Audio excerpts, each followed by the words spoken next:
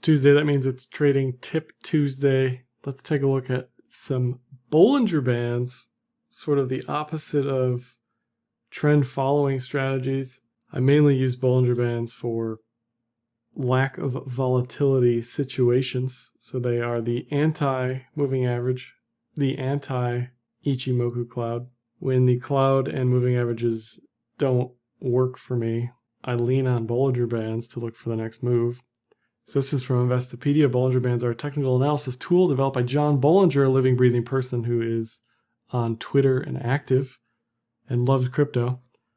In their view, it generates oversold, overbought signals. I'll talk about that at the end. You can use it as an oscillator, much like RSI, look for divergences, that sort of thing.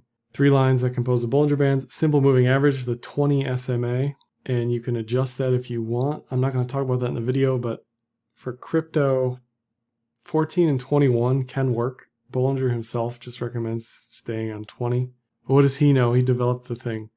Upper and lower bands are typically 2 standard deviations plus or minus the moving average, the 20-day moving average. So if you change the setting, it'll change the moving average and it'll change the standard deviations, like it says, but can be modified. So let's take a look at what that entails for the chart. This is the ELX on the weekly. And the first thing you might notice is how blown out this looks some of the time. That in itself is an indicator of some kind as well, but that's scale related. So if you're on log scale, it'll look like this. You'll have to adjust the scale. It'll be annoying if you're on auto scale. If you're on normal scaling, it'll look like this. And it's perhaps a bit more obvious that prices bubble-like. So basically, when volatility declines, Bollinger Bands contract. When volatility increases, Bollinger Bands expand.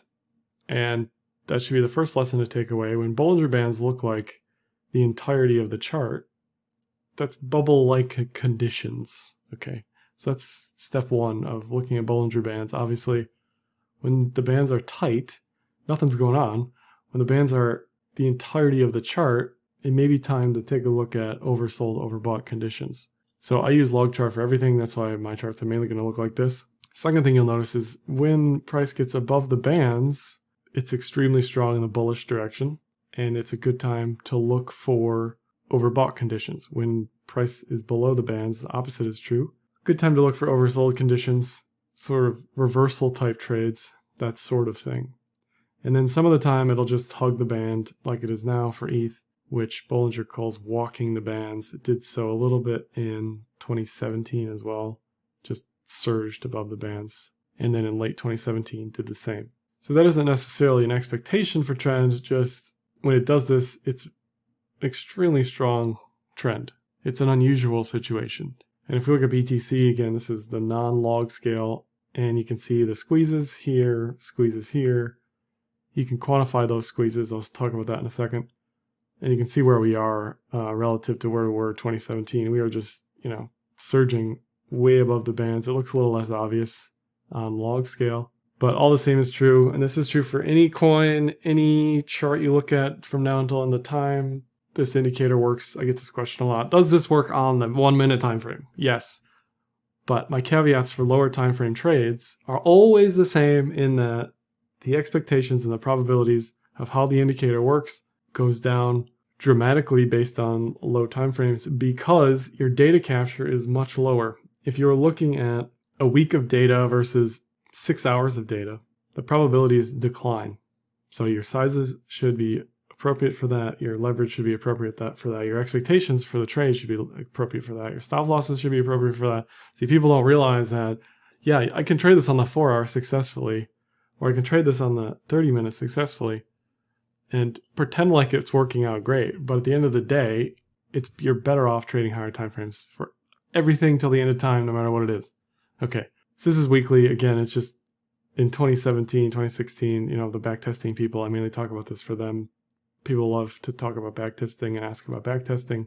Here you go. It's all right here. Here's how it looks if we're surging in bull market territory. And again, this is a no doubter. We are printing continuous weeks above the Bollinger Bands. That isn't going to last forever, but when it looks like this, it says, be careful if you're on the opposite side of that trade. because we are surging very strong in the bullish direction. The flip side of that coin is, be careful. This isn't going to last forever. Just like it didn't to the bearish side in 2018 or even in March this year, it's stabbed below the Bollinger Bands. In situations like that, you can say, all right, this is probably oversold. I should be careful up here, right? And the same thing goes for now. This is probably overbought. Be careful up here. We know that. It's pretty obvious. Size leverage accordingly. Here's the daily, and it gets more interesting on the daily. I think it's Bollinger Bands, in my opinion, are probably built for the daily more than anything. Daily 20 period moving average. And again, you can adjust that. If you're looking at the weekly, you might like the 14 or the 7 or the 27 better, whatever. This is probably built for 1 month's worth of data. So 20 days in a month, 20 trading days in a month versus crypto, which has 30 on average trading days in a month. So maybe even 30 would be better for crypto. I don't think it really matters that much. I just gave it to 20 myself. But on the daily, you can see it a little better as far as walking up the bands like we are now, how it retests or mean reverts to the 20 SMA. The 20 SMA typically acts as support in a bull trend like it did in 2019. You can also read the daily 20 SMA as a bull-bear scenario. If we're above it, we're bullish. If we're below it, we're bearish. And definitely so for the weekly. If we're above the 20 on the weekly, we're bullish. If we're below, we're bearish. That has been extremely strong trend indicator since pre-2016 for both BTC and ETH. So that's kind of the step one. As far as using this indicator, identify where price is relative to the 20 SMA. If it's above the 20 SMA, how far is it? Is it outside the bands? If it's below, is it below the bands? That sort of helps you figure out strength of the trend, although I don't typically use that myself. It's just another tool you can use it for. So we know about bands, we know about 20 SMA, we know about above or below, bull, bear. And again, we can look at that on ETH. Same thing. Right now it's printing far above the daily bands. You can see how it walks the bands on the parabolic situations on the daily.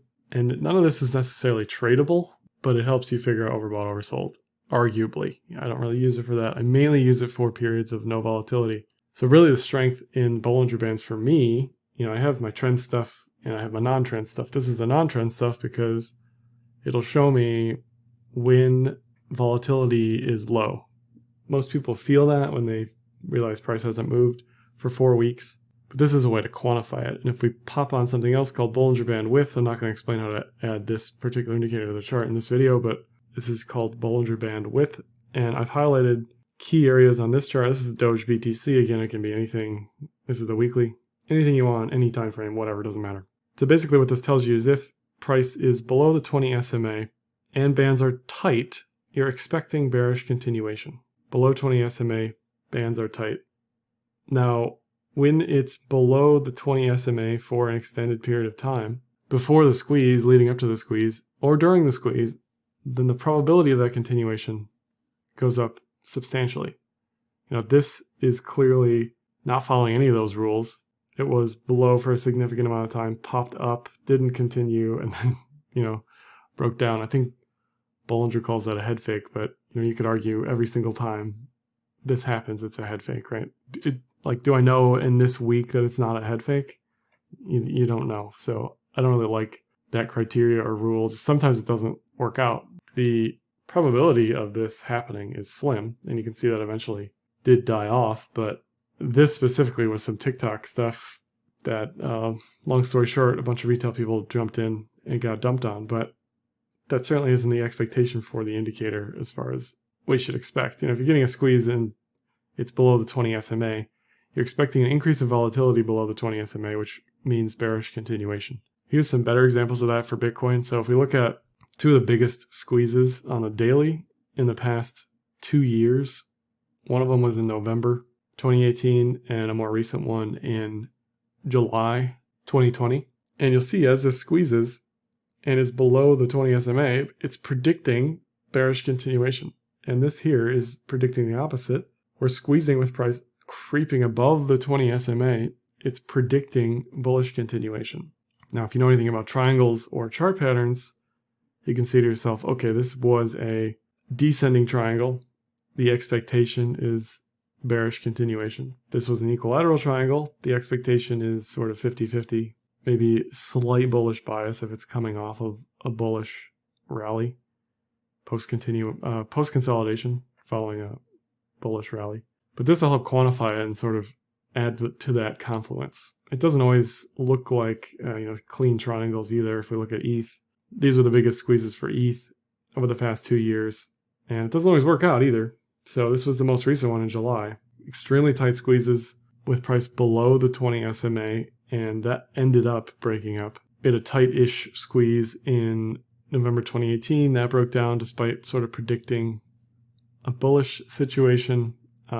This one here predicted upside, downside, upside later on. And if we look at just triangle stuff, it's kind of like, yeah, okay, this was a ascending triangle, expectation is bullish continuation. This one was descending triangle following bearish rally, so it's kind of 50-50. But it doesn't always look super clean. So it's hard to get positioned.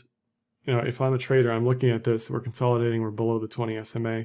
It's hard to get positioned for a long when I see this. Now, what'll cancel that out is in this specific situation, there was an inverted head and shoulders here on lower time frames. So it's not the end all be all when you're coming out of consolidation. It's important to look at the whole picture and know a few more things other than just Bollinger Bands. And that's obviously in this specific situation, and you have to go through all these and compare them all. But for me, more often than not, definitely like Bollinger Bands.